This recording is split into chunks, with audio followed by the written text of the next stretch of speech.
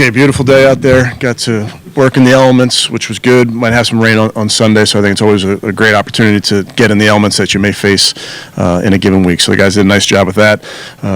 We have to play our best, like we talked about. Got to play our best on the road to get our first road win. So that's where our focus is. Still have some more work to do going into the weekend, and then get ready to go on Sunday. But with that, I'll take any questions. Carson, how optimistic are you that I mean, just from what you've seen out of him, that he'd be able to play on Sunday? Yeah, I think, take these things by the hour, if you will, but he's working very hard. Do you still expect him to be ready to go? I do. It looks like Shedeur came through your last couple of practices. Okay, will he be your number 2? He will be the number 2, yes. Harold's injury pop up, and what's the status on him? Yeah, popped up, I guess, was that Wednesday? Didn't practice yesterday. Limited today. Very similar, see how it does over the next 48.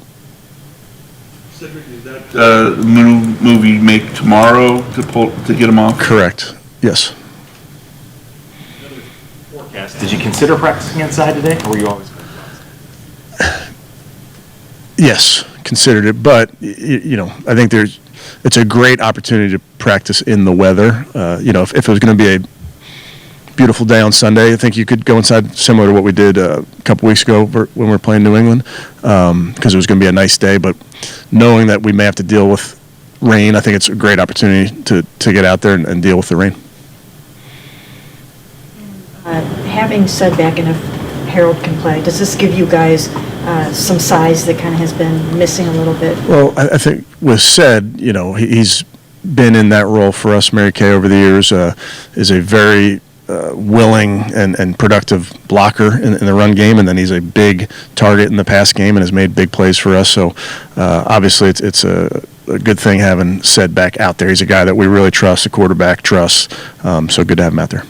There's a lot of factors that go into it, but the defensive numbers haven't been as good away from home as they have been at home. Do you see anything there? We want to play our best, whether we're at home or on the road. Obviously, I know the splits of what they are, and each game kind of tells its own story. But the way we play is the way we play. It doesn't change home or away. Jets have done on the ground this season, and with Breece Hall and Justin Fields, if he's their starter, how important is that linebacker group, whether it's Carson or Mahmoud or Jerome, whoever's in there? I think it's really important, Ashley, that, like you mentioned, you could name every player on the defense. With this rush attack, it's not just one position that you're leaning on. Our defensive line has to do its job, has to be sound in our gap integrity. Obviously, like you mentioned, the linebackers, DBs have to tackle. This is a very, very good rush team. And you mentioned Breece Hall's outstanding. He's speed, vision, catch it out of the backfield, hand it to him. Every run scheme, he's adept at them. And then you add in a quarterback run element to it. I mean, it's a really, really good run attack. Part of that, the Jets' run defense has kind of struggled a little bit. How can you guys use that and Quinshon in that role specifically to get the offense going? Yeah, I think very highly of Coach Glenn and Steve Wilkes and what they do defensively, what they do schematically. I think they have guys that can really run, which makes it tough in the run game. You just watch their tape. They have guys that are flying the football. So it's a huge challenge. Obviously, putting our game plan together, trying to make sure that we're putting our guys in spots that they're comfortable, and that's in the run and the pass. But it's going to be quite the challenge. Paul came to us to go into the Rockies, and he was someone that wanting to bring you to Cleveland to coach this team. What's that loss mean to you, and also, the organization, and how much of what he did here over 9.5 years, do you hope to carry forward and continue? Well, I'm excited for Paul. I'm excited for him and the challenge, and I think he's no one has the experience that he has in that sport or, across sports and the diversity of what he's done in his career. So, I'm very, very happy for him and excited for him and excited for Karen and his entire family. I think it's an awesome opportunity. Paul's obviously somebody that I'm very close to personally, professionally. He's somebody that I've leaned on over the years. But, yeah, we'll miss him, because of our relationships, but very excited for him in this new endeavor. Looking forward to what Tommy's going to bring to the table with this game plan. Yeah, we've worked all week, Mary Kay, to make sure that putting a game plan together where our guys can go execute at a high level and play fast and those type of things. So Tommy's done a nice job throughout this week. Like I've told you guys before that he's done this. I know hasn't done the NFL, but there's not much of a difference other than pressing a button. So he's more than capable. I think he understands this team, these players, and it also he's knows this, and our team knows this. It's not about one person. We all have to do our job on Sunday. And called Tommy a football savant and really praised his football knowledge and even him calling plays at I think 27. Like, could you have imagined calling plays at 27 for the programs he did? And what does that maybe say about him? Yeah, part of the reason first I got to know Tommy was he came out here when he was at Notre Dame, and we just spent a day together talking ball and gosh, we talked about all sorts of football and scheme and those type of things. And so he's somebody that's grown up around this game with his dad. Obviously played the game at a high level and collegiately has had really great experiences in his coaching stops already. So I just think we're all a product of our environments, obviously, but I think the environments that he's been in have set him up really well. Stories about being a young play caller getting chewed out by the head coach? Not Coach Zim. I do remember the first game I called. I think we were playing, it was late in the season, we were playing Miami. And one of the things you're thinking about is literally, and I've just mentioned it, but it's literally just the idea of pressing that button because you never done it before. So I remember in pregame putting the headset on and I remember thinking to myself, if I can't figure this out, we got big problems. So Tommy will be just fine.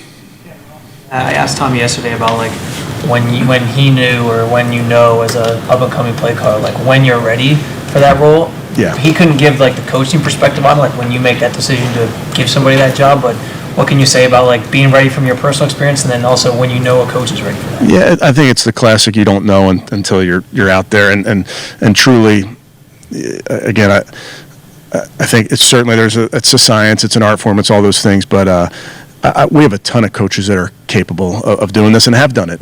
Coach O'Shea's called plays before. Bill Musgrave's called plays before. So that's the nice part where we as coaches can lean on the people that have done it before us. But, if you've played Madden, you've called plays. Did you see anything different from Tommy this week in terms of just preparation? No. Yeah. And do you like the idea that he will call them from above with that vantage point up there? Yeah, I've never called it from up top. I've been in the booth before as a coach. It is a great vantage point. It's very strange sometimes how sterile it is, and you don't hear the crowd as much and that type of thing. But it can. People have done it both ways. Mary Kay, I was with Norv for those years, and Norv was up in the booth always calling it. So, except I guess when he was on the sideline as a head coach, but. Guys have different feel for where they want to be, but it's most important in what the play caller is comfortable with.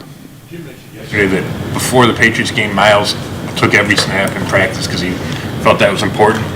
Did that stand out to you, and what does it say about Miles that he wanted to do that? Well, obviously, with Miles as a leader of this football team, you notice everything he does. So when he's in there with every play, certainly that's noticeable by his teammates, by his coaches, and I think he's got the mindset that he's going to do whatever it takes to impact the football game, and I think there's ways to lead, like we've talked about over the years. Sometimes it comes via your words, sometimes it comes via your actions. How does it impact you that Aaron Glenn hasn't named his starting quarterback yet?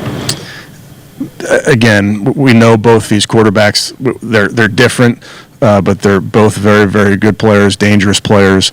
You have to understand how they play because they're different, but we could see both of them, in the game. So you have to be prepared for both guys really regardless. You're not expecting a certain quarterback over the other? Are you? I mean, I'm expecting, probably Justin Fields, but. Yeah, we'll see. Yeah, tune in. With a guy like that has different forms of leadership, I know it's your job to push the guys on the field too, but do you feel kind of an appreciation for the way that Miles pushes his teammates and maybe coaches in that capacity too?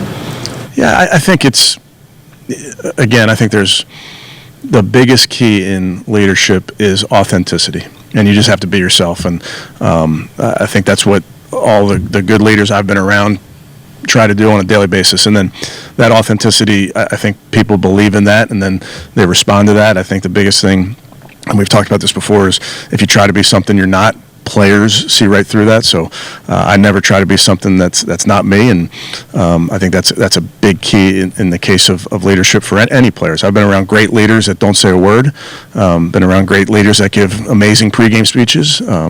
There's so many different types and forms and how that manifests itself in a football